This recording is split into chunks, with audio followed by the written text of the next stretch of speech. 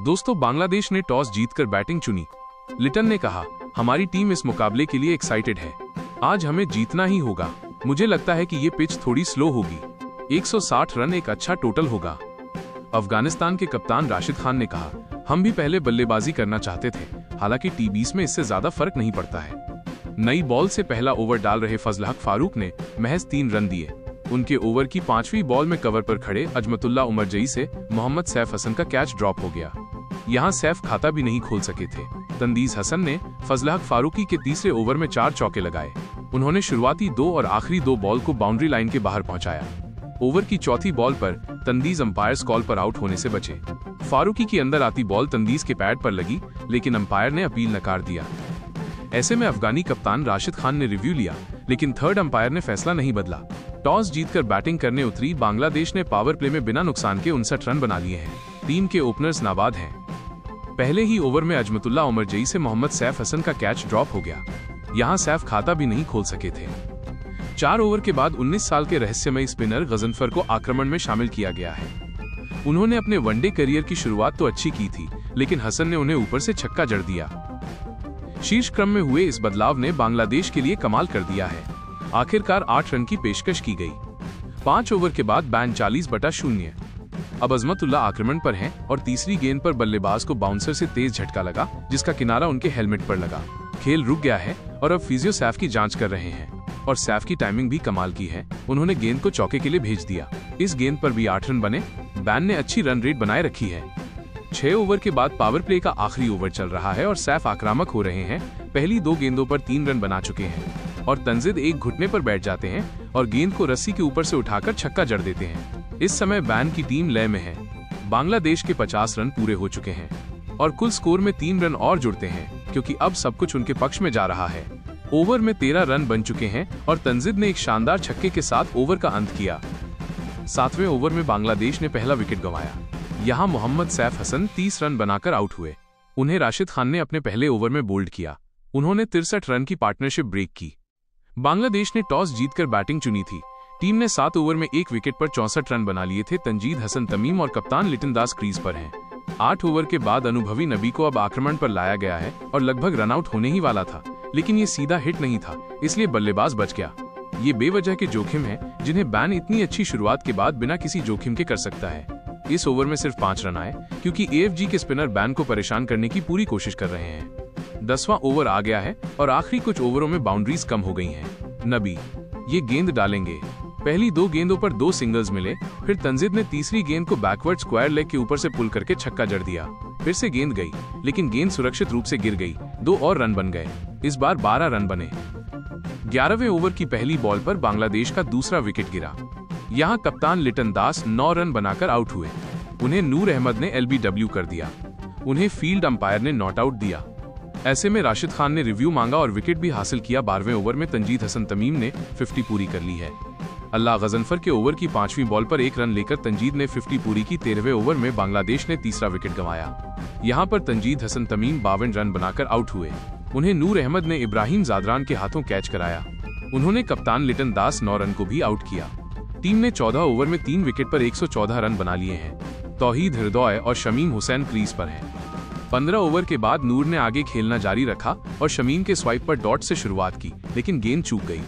इसके बाद उन्होंने जाफा मारा, लेकिन बल्लेबाज चूक गया। आखिरकार रिवर्स स्वीप से गेंद गई, लेकिन सिर्फ 1 रन बना और हृदय ने चौका जड़ दिया, लेकिन गेंद उमरजई के हाथ से निकल गई, जो गेंद को वापस नहीं खींच पाए। वो खुद पर बहुत गुस्सा है। 16 ओवर के बाद राशिद खान इस ओवर में गेंदबाजी करेंगे। इस ओवर की शुरुआत एक सिंगल से हुई और चला गया। शमीम LBW आउट हुए और अंपायर ने अपनी उंगली उठा दी। सही लग रहा था, लेकिन बैन रिव्यू हो गया और कुल मिलाकर 3 रेड।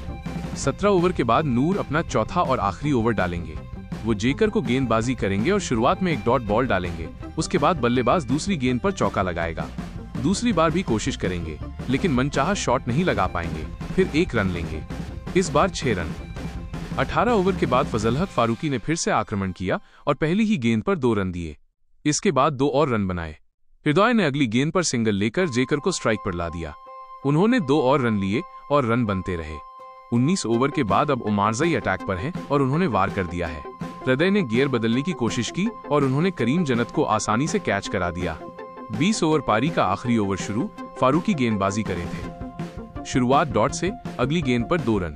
हसन का चतुर शॉट, 4 रन। शफल करते हुए थर्ड मैन के ऊपर से स्कूप शॉट खेला, चौका। इस तरह बैन का स्कोर 149 रन हो गया। बांग्लादेशी पारी के आखिरी ओवर से रन 6 आए। इस तरह अफगानिस्तान को 155 रन का टारगेट मिला। इसी ओवर में बल्लेबाज नुरुल हसन के पैर में चोट आई। 155 रन का टारगेट चेस कर रही अफगानिस्तानी टीम ने पारी की पहली बॉल पर विकेट गंवा दिया है। यहां सेदिकुल्ला अटल 0 पर आउट हुए। उन्हें नसुम अहमद ने LBW कर दिया। पहले ओवर में टीम का खाता भी नहीं खुला। नसुम अहमद ने विकेट मिडन ओवर डाला। दूसरे ओवर की आखिरी बॉल पर इब्राहिम जादरान को जीवनदान मिला, जब तस्कीन अहमद की गेंद पर रिशाद हुसैन ने कैच ड्रॉप कर लिया। यहां जादरान 0 पर आउट होने से बच गए। पावर प्ले के अंदर अफगानिस्तान को दूसरा झटका लगा है। यहां पर इब्राहिम जादरान 5 रन बनाकर आउट हुए। उन्हें नसुम अहमद ने LBW किया। उन्होंने सिद्दीकुल्ला अटल 0 को भी पवेलियन भेजा। 3 ओवर के बाद नसुम अहमद की गेंद पर गुरबाज ने गेंद को लॉन्ग ऑन पर बाउंड्री के लिए भेजा और फिर सिंगल लेकर स्ट्राइक से बाहर हो गए। लगातार 2 डॉट रन बने। गेंद इसी तरह रही। 4 ओवर तस्कीन ने चौथी गेंद फेंकी और गुरबाज ने सिंगल लेकर इस पारी की शुरुआत की। जादरान स्ट्राइक पर थे और उन्होंने एक बेहतरीन बैकफुट पंच के साथ चौका लगाकर अपना खाता खोला। इसके बाद उन्होंने सिंगल लिया और गुरबाज को आखिरी 3 गेंदों का सामना करना था। और धमाका, गुरबाज ने गेंद को कवर्स के ऊपर से उड़ाकर एक और चौका जड़ दिया। इस पारी में 10 चौके। 5 ओवर में पावर प्ले से पहले नासुम अहमद गेंदबाजी करने आए और उन्होंने स्ट्राइक कर दी। अंपायर ने जादरान को LBW करार दिया और अफगानिस्तान के बल्लेबाज ने रिव्यू लिया। अल्ट्राइज ने कहा, बल्लेबाजी का कोई मामला नहीं है।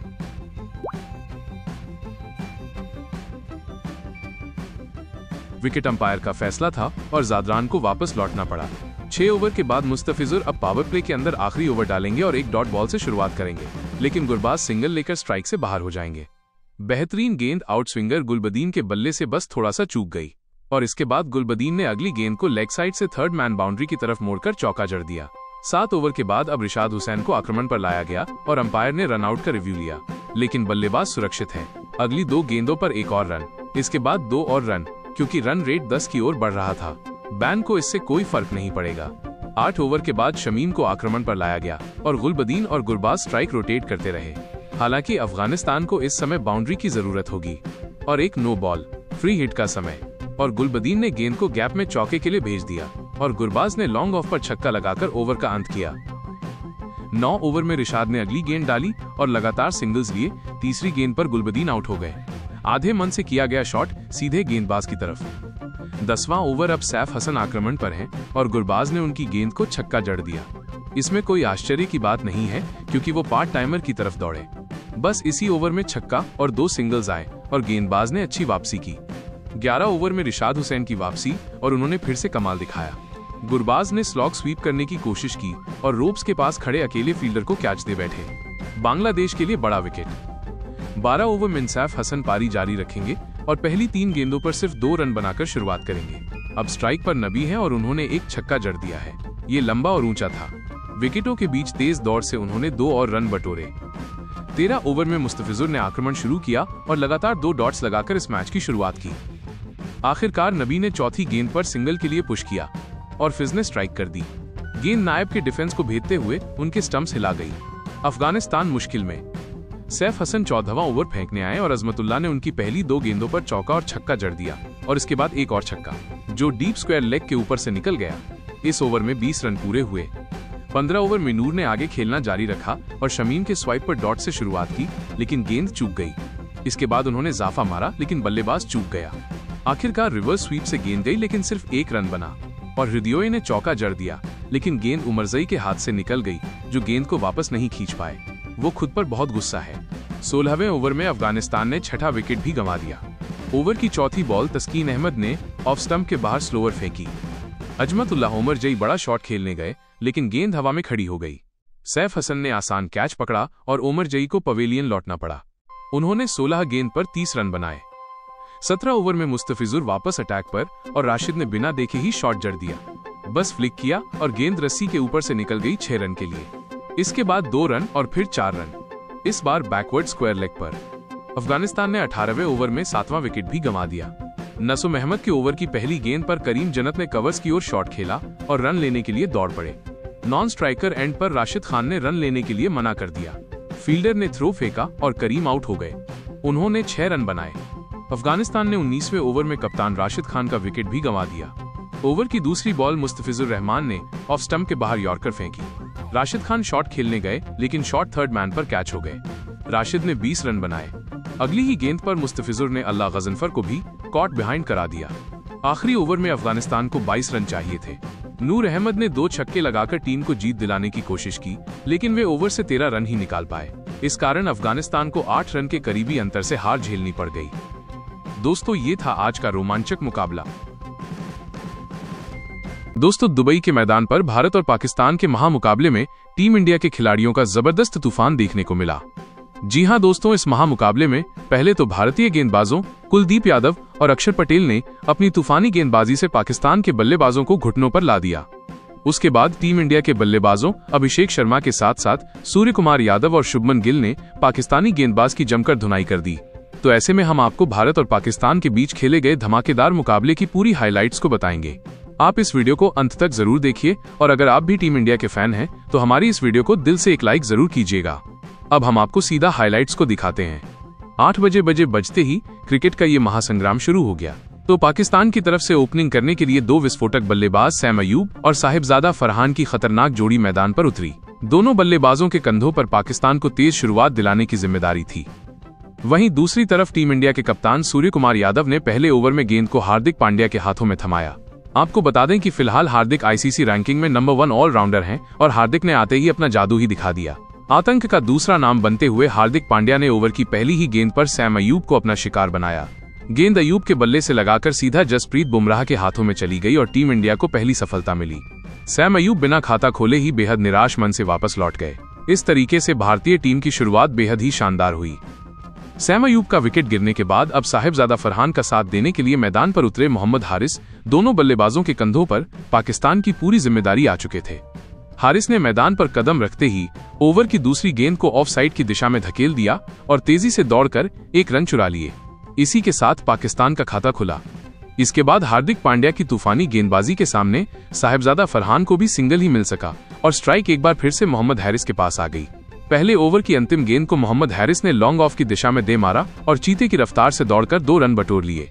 इस तरीके से हार्दिक पांड्या का पहला ओवर खत्म हुआ और उन्होंने शानदार गेंदबाजी करते हुए पहले ओवर में सिर्फ 5 रन खर्च करके टीम इंडिया को सैम अयूब के रूप में बड़ी सफलता दिलाई। दूसरे ओवर में भारतीय कप्तान सूर्य कुमार यादव ने गेंदबाजी करने के लिए अपने सबसे भरोसेमंद गेंदबाज रफ्तार के सौदागर जसप्रीत बुमराह को बॉलिंग अटैक पर लगाया। उनके सामने स्ट्राइक पर मौजूद थे फरहान। ओवर की पहली गेंद पर फरहान ने सिंगल लिया और स्ट्राइक मोहम्मद हारिस को दे दिया। लेकिन दोस्तों, तभी जसप्रीत बुमराह ने तूफानी गेंदबाजी करते हुए ओवर की दूसरी गेंद पर मोहम्मद हारिस को अपने जाल में फंसाया। हारिस ने बड़ा शॉट खेलने का प्रयास किया। गेंद हवा में उछली और हार्दिक पांड्या ने आसानी से कैच लपक लिया। इस तरीके से मात्र 6 रन के स्कोर पर ही पाकिस्तान का दूसरा विकेट गिर गया। मोहम्मद हारिस पाकिस्तान के लिए सिर्फ 3 रन बनाकर पवेलियन की तरफ लौट गए। दोस्तों, जिस तरीके से तूफानी गेंदबाजी करते हुए टीम इंडिया के गेंदबाज विकेट निकाल रहे थे, उसे देखकर तो ऐसा लग रहा था कि शायद मोबाइल फोन का कोई गेम चल रहा हो। पहले ओवर में हार्दिक पांड्या ने विकेट निकाला तो वहीं दूसरे ओवर की शुरुआत में ही जसप्रीत बुमराह ने विकेट निकालकर पाकिस्तान की टीम पर जबरदस्त दबाव बनाया। 2 बड़े बल्लेबाजों के पवेलियन लौटने के बाद अब फरहान का साथ देने के लिए मैदान पर उतरे फखर जमान। बुमराह के इसी ओवर की चौथी गेंद फखर जमान के पैर से लगी टीम इंडिया की तरफ से अपील किया गया और अंपायर ने तुरंत उंगली खड़ी कर दी।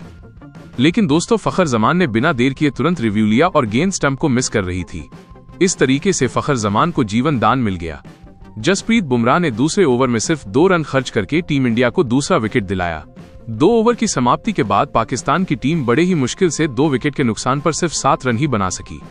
तीसरे ओवर में भी टीम इंडिया के कप्तान सूर्य कुमार यादव ने हार्दिक पांड्या के ऊपर भरोसा जताया और गेंदबाजी करने के लिए उनको भेज दिया। ओवर की पहली और दूसरी गेंद पर पाकिस्तान के दोनों बल्लेबाजों ने सिंगल की सहायता से काम चलाया। अब स्ट्राइक फखर जमान के पास थी। शानदार बल्लेबाजी करते हुए फखर ने ओवर की तीसरी गेंद पर तगड़ा प्रहार किया। गेंद बाउंड्री को पार करते हुए 4 रनों के लिए चली गई। ये पाकिस्तान की पारी का पहला बाउंड्री था। इसके बाद चौथी गेंद पर पांड्या ने फखर जमान को चकमा दे दिया। लेकिन 5वीं गेंद पर फखर जमान ने एक और तगड़ा चौका लगाकर पाकिस्तान के स्कोर को रॉकेट की रफ्तार से आगे बढ़ने का प्रयास किया।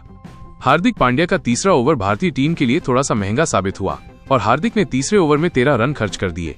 3 ओवर की समाप्ति के बाद पाकिस्तान का स्कोर 2 विकेट के नुकसान पर 20 रन था।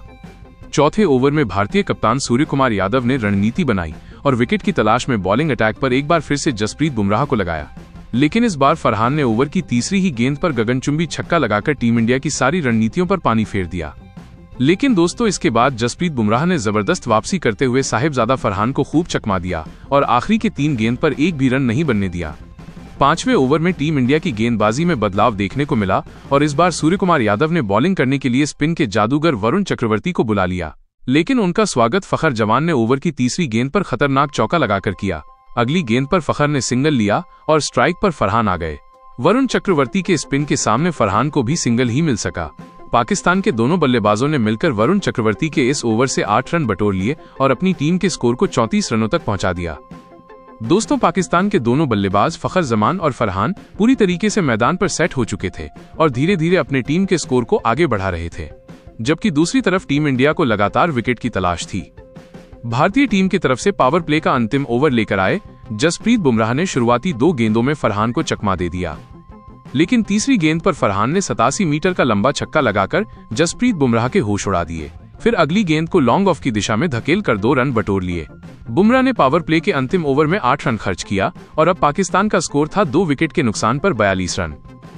पावर प्ले की समाप्ति के बाद 7वें ओवर में टीम इंडिया की बॉलिंग स्पेल में जबरदस्त बदलाव देखने को मिला और इस बार कप्तान सूर्य कुमार यादव ने कलाई के स्पिनर कुलदीप यादव को गेंदबाजी करने के लिए बुला लिया। कुलदीप ने आते ही इतनी खतरनाक गेंदबाजी की कि पाकिस्तान के दोनों बल्लेबाजों के होश उड़ गए। फखर जमान और फरहान को कुलदीप की गेंद बिल्कुल भी समझ में नहीं आ रही थी और वो संभल कर बल्लेबाजी करते हुए अपना विकेट बचाने में लगे हुए थे। अपने स्पिन का जादू दिखाते हुए कुलदीप ने 7वें ओवर में सिर्फ 2 रन ही बनने दिया। 8वें ओवर में भारतीय कप्तान सूर्य कुमार यादव ने नई रणनीति बनाई और फील्डिंग में बदलाव के साथ ही बॉलिंग अटैक पर इस बार अक्षर पटेल को लगाया। अक्षर अपने खतरनाक गेंदबाजी से दोनों बल्लेबाजों को खूब परेशान कर रहे थे, लेकिन दोस्तों तभी फखर जमान ने ओवर के चौथी गेंद पर छक्का लगाने का प्रयास किया। गेंद काफी ऊंचाई तक गई, लेकिन दूरी नहीं मिल पाई और तिलक वर्मा ने आसानी से कैच पकड़ लिया। इस तरीके से फखर जमान के रूप में पाकिस्तानी टीम को एक और जबरदस्त झटका लगा। फखर 3 चौके की सहायता से सिर्फ 17 रन बनाकर बेहद निराश मन से वापस लौट गए। दोस्तों, एक छोर से पाकिस्तान के एक के बाद एक विकेट गिरते जा रहे थे, लेकिन फरहान अभी भी मैदान पर डटे हुए थे और उनका साथ देने के लिए अब खुद पाकिस्तान के कप्तान सलमान अली आगा मैदान पर उतरे। पाकिस्तान को इस मुकाबले में बने रहने के लिए अब एक बड़ी साझेदारी की जरूरत थी और भारतीय टीम ने अब तक मुकाबले में मजबूती से पकड़ बना रखा था। 8 ओवर की समाप्ति के बाद पाकिस्तान का स्कोर 3 विकेट के नुकसान पर सिर्फ और सिर्फ 45 रन बन सका। जिस तरीके से पाकिस्तान का स्कोर आगे बढ़ रहा था, ऐसा लग रहा था कि शायद T20 नहीं बल्कि 1 डे मैच चल रहा हो। 9वें ओवर में टीम इंडिया की तरफ से गेंदबाजी करने के लिए आए वरुण चक्रवर्ती ओवर की दूसरी ही गेंद पर सलमान अली के LBW होने का चांस बना, लेकिन दोस्तों यहाँ पर पाकिस्तान की तरफ से रिव्यू लिया गया और गेंद हवा में लहराती हुई स्टंप से बाहर चली गई, यानी कि सलमान अली को जीवनदान मिल गया। वरुण चक्रवर्ती ने इस ओवर में सलमान और फरहान दोनों को पूरी तरीके से जकड़ कर रखा और सिर्फ 2 रन बनने दिया। टीम इंडिया की तरफ से 10वां ओवर लेकर आए अक्षर पटेल की चौथी गेंद पर सलमान अली ने तगड़ा प्रहार किया। गेंद तेजी से बाउंड्री की तरफ बढ़ रही थी। हालांकि यहां पर भारतीय टीम की तरफ से शानदार फील्डिंग देखने को मिली और हार्दिक पांड्या ने चौका जाने से रोक दिया, लेकिन तब तक सलमान ने तेजी से दौड़कर 2 रन चुरा लिए। तभी 10वें ओवर की अंतिम गेंद पर सलमान ने बड़ा शॉट खेलने का प्रयास किया। गेंद हवा में उछली और मिड ऑन में खड़े अभिषेक शर्मा ने बड़े ही आसानी से कैच लपक लिया। इस तरीके से अक्षर पटेल ने भारतीय टीम को चौथी बड़ी सफलता दिलाई। 10 ओवर की समाप्ति के बाद पाकिस्तान का स्कोर 4 विकेट के नुकसान पर सिर्फ 49 रन था। जिस तरीके से पाकिस्तान का स्कोर आगे बढ़ रहा था और भारतीय गेंदबाज विकेट निकाल रहे थे, उसे देखकर तो यही लग रहा था कि पाकिस्तान की टीम भारत को सिर्फ 90 से 95 रनों का लक्ष्य दे पाएगी। लेकिन दोस्तों, अब आप सभी को क्या लगता है, भारत इस महामुकाबले को कितने ओवर में जीत सकता है? नीचे कमेंट करके बताइए और ऐसी रोमांचक हाइलाइट्स के लिए हमारे चैनल को जरूर सब्सक्राइब कीजिए। धन्यवाद। सलमान अली का विकेट गिरने के बाद अब फरहान का साथ देने के लिए मैदान पर हसन नवाज आ चुके थे। वहीं दूसरी तरफ 11वें ओवर में टीम इंडिया के कप्तान सूर्य कुमार यादव ने नया प्रयोग किया और अभिषेक शर्मा को गेंदबाजी करने के लिए भेज दिया। यहां पर पाकिस्तान के दोनों बल्लेबाजों ने समझदारी के साथ बल्लेबाजी करते हुए कोई भी रिस्क नहीं लिया और सिंगल डबल की सहायता से ही काम चलाया। फरहान और हसन नवाज ने अभिषेक के इस ओवर से 5 रन जोड़ लिए। अब पाकिस्तान का स्कोर 4 विकेट के नुकसान पर 54 रन था। अगले ओवर में टीम इंडिया की तरफ से गेंदबाजी करने के लिए आए अक्षर पटेल।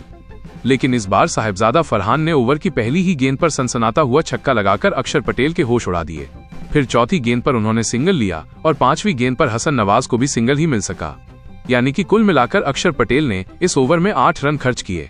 तभी दोस्तों टीम इंडिया के कप्तान सूर्य कुमार यादव ने 13वें ओवर में कुलदीप यादव को बॉलिंग अटैक पर लगाया। कुलदीप ने बिल्कुल भी निराश नहीं किया और उम्मीदों पर खरा उतरते हुए चौथी गेंद पर ही हसन नवाज को अक्षर पटेल के हाथों कैच पकड़वा दिया। अब पाकिस्तान की तरफ से बल्लेबाजी करने के लिए उतरे मोहम्मद नवाज, लेकिन कुलदीप यादव की तूफानी गेंदबाजी के सामने गेंद उनको नजर भी नहीं आई और कुलदीप ने उनको LBW कर दिया। इस तरीके से पाकिस्तान के बैक टू बैक 2 विकेट गिर गए। दोस्तों एक छोर से पाकिस्तान के 6 विकेट गिर चुके थे, लेकिन फरहान अभी भी मैदान पर डटे हुए थे और उनका साथ देने के लिए अब फहीम अशरफ मैदान पर उतरे। 13 ओवर की समाप्ति के बाद पाकिस्तान की टीम 6 विकेट के नुकसान पर सिर्फ 65 रन ही बना पाई। फरहान और फहीम अशरफ ने 14वें ओवर में 7 रन जोड़े, जिसमें फरहान ने एक तगड़ा चौका भी लगाया था। 15वें ओवर में टीम इंडिया की तरफ से गेंदबाजी करने के लिए आए कुलदीप यादव। यहाँ पर फहीम अशरफ ने तेज खेलने का प्रयास किया और उन्होंने ओवर की अंतिम गेंद पर एक शानदार चौका लगाकर पाकिस्तान के स्कोर को 78 रनों तक पहुंचा दिया। दोस्तों पाकिस्तान की टीम ने शुरुआत के 10 ओवर में जिस तरीके से खराब प्रदर्शन किया था, उसके मुकाबले अब संभलते हुए दिखाई दे रही थी। टीम इंडिया की तरफ से 16वां ओवर लेकर आए विकेट की तलाश में अक्षर पटेल, उनके सामने स्ट्राइक पर मौजूद थे फरहान। ओवर की पहली गेंद को फरहान ने लेग साइड की दिशा में दे मारा और चीते की रफ्तार से दौड़कर 1 रन चुरा लिए। अब स्ट्राइक फहीम अशरफ के पास थी। जैसे ही स्ट्राइक अशरफ को मिली, उन्होंने भी ताबड़तोड़ अंदाज में बल्लेबाजी करते हुए ओवर की चौथी गेंद पर तगड़ा प्रहार किया और गेंद तेजी से बाउंड्री की तरफ बढ़ी।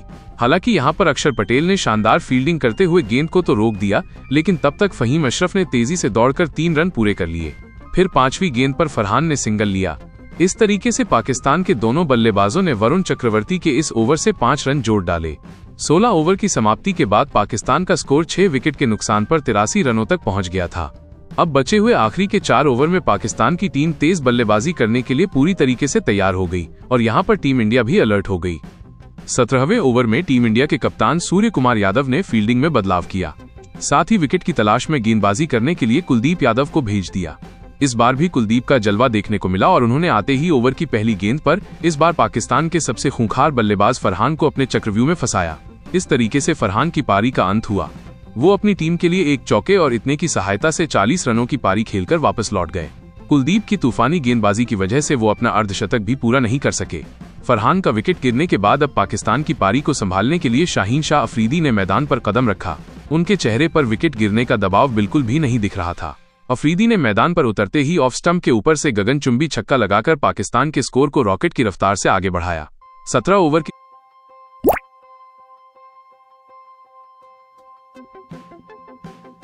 समाप्ति के बाद पाकिस्तान का स्कोर 7 विकेट के नुकसान पर 90 रन था। टीम इंडिया की तरफ से 18वां ओवर लेकर आए वरुण चक्रवर्ती। यहां पर भी शाहीन शाह अफरीदी ने तूफान मचाकर रख दिया और ओवर की दूसरी गेंद पर 85 मीटर का लंबा छक्का लगाकर वरुण चक्रवर्ती को घुटने टेकने के लिए मजबूर कर दिया। फिर अगली गेंद पर उन्होंने सिंगल लिया। अब स्ट्राइक फहीम अशरफ के पास आ चुकी थी, लेकिन दोस्तों वरुण चक्रवर्ती ने चौथी गेंद पर अशरफ को LBW करके पाकिस्तान को 8वां झटका दे दिया।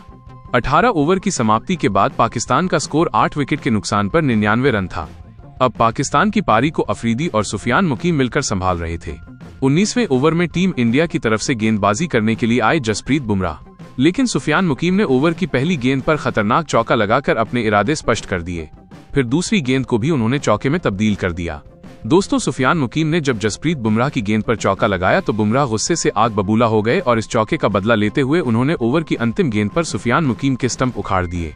इस तरीके से पाकिस्तान का 9वां विकेट गिर गया। आखिरी ओवर में पाकिस्तान की तरफ से बल्लेबाजी कर रहे थे शाहीन शाह अफरीदी और अबार अहमद, जबकि टीम इंडिया की तरफ से गेंदबाजी करने के लिए आए हार्दिक पांड्या। अंतिम ओवर में अफरीदी ने शानदार बल्लेबाजी का नजारा पेश करते हुए ओवर की दूसरी और तीसरी गेंद पर लगातार 2 गगनचुंबी छक्के लगाए। आखिरी के 2 गेंदों पर उन्होंने 2-2 रन दौड़कर 4 रन जोड़े, यानी कि हार्दिक पांड्या के अंतिम ओवर में शाहीन अफरीदी ने अकेले 16 रन ठोक दिए। इसी के साथ पाकिस्तान की पारी का अंत हुआ। पाकिस्तान की टीम ने 9 विकेट के नुकसान पर 127 रन बनाए और टीम इंडिया को जीत के लिए 128 रनों का लक्ष्य मिला था। टीम इंडिया की तरफ से गेंदबाजी करते हुए कुलदीप यादव ने 3 विकेट झटके, जबकि अक्षर पटेल और बुमराह को 2-2 विकेट मिले। इस छोटे से लक्ष्य को हासिल करने के लिए टीम इंडिया की तरफ से हर बार की तरह 2 विस्फोटक बल्लेबाज अभिषेक शर्मा और शुभमन गिल की खतरनाक जोड़ी मैदान पर उतरी। दोनों बल्लेबाजों के कंधों पर टीम इंडिया को तेज शुरुआत दिलाने की जिम्मेदारी थी। जबकि दूसरी तरफ पाकिस्तान की तरफ से गेंदबाजी करने के लिए पहले ओवर लेकर आए रफ्तार के सौदागर शाहीन शाह अफरीदी। पहले ओवर की पहली ही गेंद पर अभिषेक शर्मा ने लॉन्ग ऑफ की दिशा में शानदार चौका जड़ दिया और चौके के साथ टीम इंडिया का खाता खोला। इसके बाद दूसरी गेंद पर लेग साइड की दिशा में 95 मीटर का लंबा छक्का लगा दिया। अभिषेक शर्मा की तूफानी बल्लेबाजी को देखकर तो शाहीन अफरीदी के होश उड़ गए। उन्हें समझ में ही नहीं आ रहा था कि गेंद को कहां पर डालें। चौथी गेंद पर अभिषेक ने सिंगल लेकर स्ट्राइक शुभमन गिल को दे दिया। ओवर की अंतिम गेंद पर शुभमन ने भी चीते की रफ्तार से दौड़कर सिंगल चुरा लिए। इस तरीके से अभिषेक शर्मा ने पहले ही ओवर में चौके और छक्के लगाकर अपने इरादे स्पष्ट कर दिए और इसी के साथ उन्होंने पाकिस्तान की टीम को चेतावनी भी दे दिया। पहले ओवर की समाप्ति के बाद टीम इंडिया का स्कोर बिना किसी विकेट के नुकसान पर 12 रन बन चुका था। दूसरे ओवर में पाकिस्तान के कप्तान सलमान अली ने गेंदबाजी करने के लिए अयूब को भेज दिया। दूसरे ओवर की शुरुआती 2 गेंद पर अभिषेक और शुभमन ने सिंगल लिया। अब स्ट्राइक शुभमन गिल के पास थी।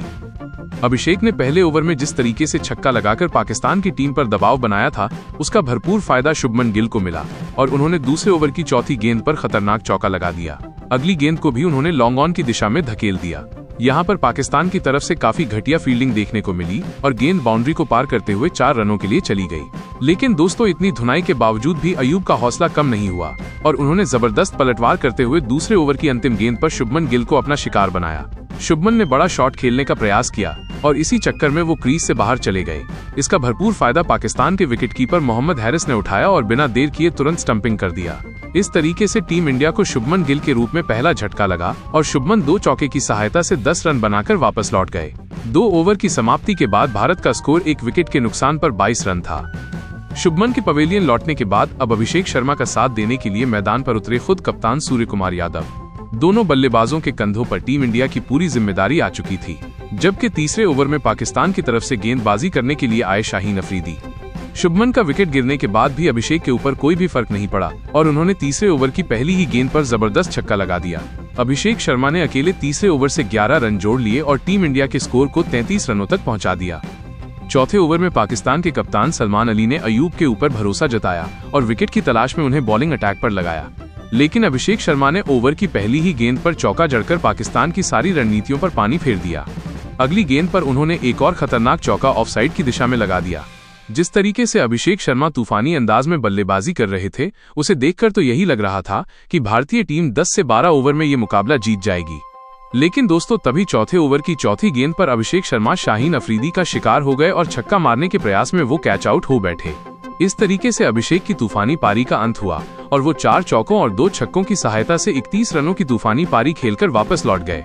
अब कप्तान सूर्य कुमार यादव का साथ देने के लिए मैदान पर उतरे तिलक वर्मा। हाँ, वही तिलक वर्मा जो टी20 रैंकिंग में नंबर 2 पर चल रहे हैं। 4 ओवर की समाप्ति के बाद टीम इंडिया का स्कोर 2 विकेट के नुकसान पर 42 रन बन चुका था। 5वें ओवर में पाकिस्तान की गेंदबाजी में बदलाव देखने को मिला और इस बार सलमान अली ने अबरार अहमद को बॉलिंग करने के लिए बुला लिया। सूर्य कुमार यादव और तिलक वर्मा ने इस ओवर में सिंगल डबल की सहायता से ही काम चलाया और 6 रन जोड़ लिए।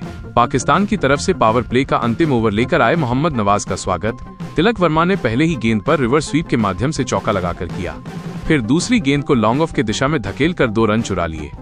इसके बाद तीसरी गेंद पर तिलक ने मिड ऑन की दिशा में सनसनाता हुआ चौका लगाकर टीम इंडिया के स्कोर को रॉकेट की रफ्तार से आगे बढ़ाया।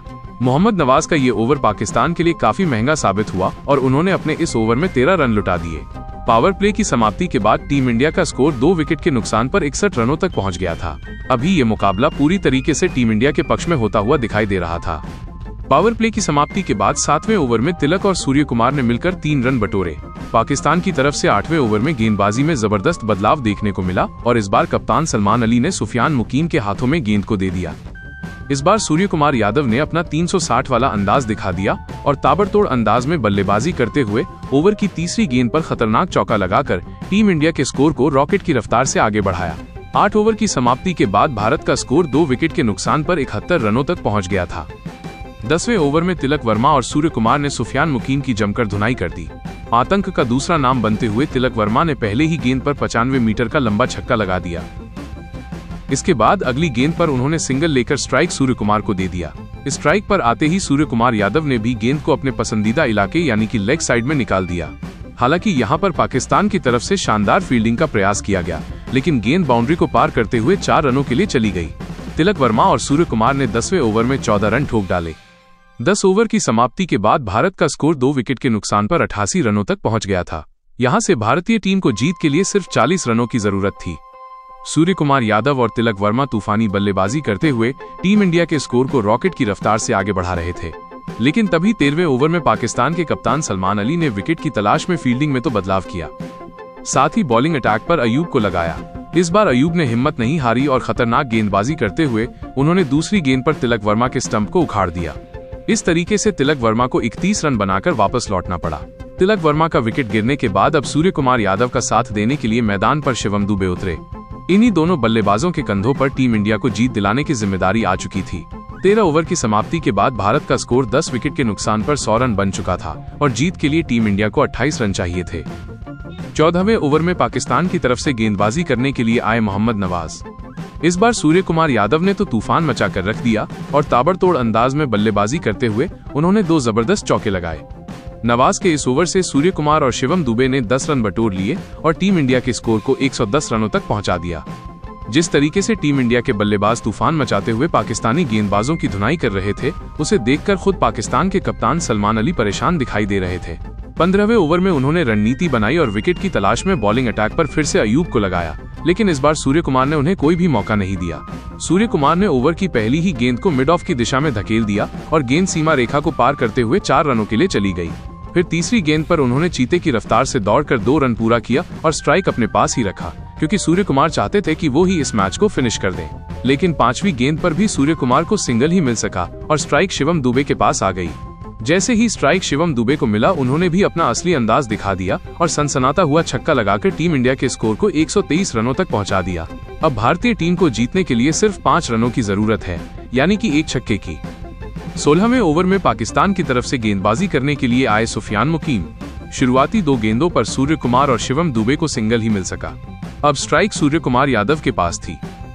अपना 360 वाला अंदाज दिखाते हुए सूर्य कुमार यादव ने ओवर की 5वीं गेंद पर लेग साइड की दिशा में 87 मीटर का लंबा छक्का लगा दिया और इसी के साथ भारतीय टीम ने ये मुकाबला 7 विकेट से जीत लिया। टीम इंडिया की जीत के सबसे बड़े हीरो रहे कप्तान सूर्य कुमार यादव, जो कि 5 चौके और 1 गगनचुंबी छक्के की सहायता से 47 रनों की तूफानी पारी खेलकर नाबाद रहे। इस तरीके से भारतीय टीम ने पाकिस्तान को बुरी तरीके से हराकर कभी न भूलने वाला जीत हासिल कर लिया। टीम इंडिया की जीत के बाद सभी खिलाड़ी खुशी से झूम उठे। वहीं पाकिस्तान के खेमे में मातम छा गया। पाकिस्तान के खिलाफ इस महामुकाबले में टीम इंडिया के सभी खिलाड़ियों ने, चाहे वो गेंदबाज हो या फिर बल्लेबाज, हर किसी ने शानदार प्रदर्शन किया और यही कारण रहा कि भारतीय टीम ने आसानी से पाकिस्तान को हरा दिया।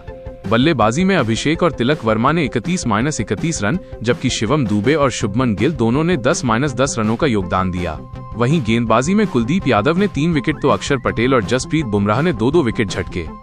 लेकिन दोस्तों, अब आप सभी को क्या लगता है, पाकिस्तान के खिलाफ इस जीत में टीम इंडिया का असली हीरो कौन खिलाड़ी रहा? नीचे कमेंट करके बताइए। साथ ही ऐसी रोमांचक हाइलाइट्स के लिए हमारे चैनल को जरूर सब्सक्राइब कीजिए। धन्यवाद।